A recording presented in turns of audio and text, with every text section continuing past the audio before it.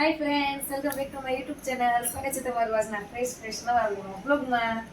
જો આજે બનાવવાના છે અમારે વડાપાઉં. તુષારની ફરમાઈશ આવી છે કે આજે શ્રાવણ મહિનાનો પહેલો સોમવાર છે, તો પહેલાં તો બધાને શ્રાવણ મહિનાની બધાને શુભકામનાઓ.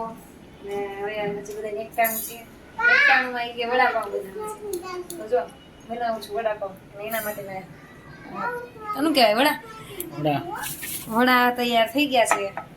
આ છે માથેરાન સ્પેશિયલ ચટણી, કેમ કે મિલનભાઈ લાવ્યા છે માથેરાથી, તો વડાપાઉંની સાથે સ્પેશિયલ ચટણી.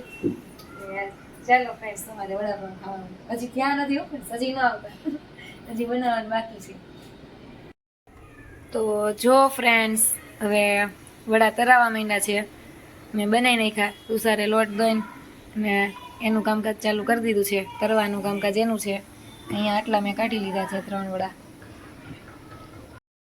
હવે પાવને કટ કરવાનો સમય આવી ગયો છે. તો પાવને આપણે આ રીતના કટ કરી નાખશું. બરાબર ને? અહીંથી આ રીતના પાવને કટ કરી નાખવાના છે. પેલા બધી સ્પ્રે કરી લઈએ.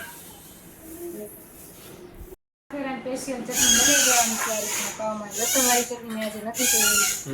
આ ચટણી હતી બે બાજુ લગાડી, એક જ બાજુ. અને પછી તુષાર લેવા છે લિક્વિડ ચીઝ. આપણે લિક્વિડ ચીઝ લગાડ લેવાનું. બે બાજુ કે એક બાજુ? બે બાજુ. ચટણી માટે આવી જવું છે પછી. હા, બધા ડીશું લઈ લીધી છે.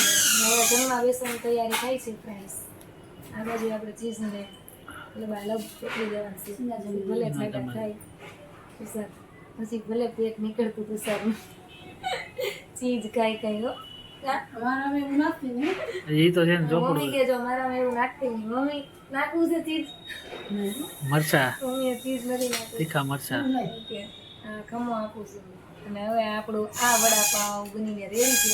અને વડાપાઉંની જો નામ બનાવ્યું છે. મરચા બનાવ્યા છે. એના વગર પટ્ટી મરચા વગર વડાપાઉં અધૂરા છે. તો હાલો વડાપાઉં ખાવા.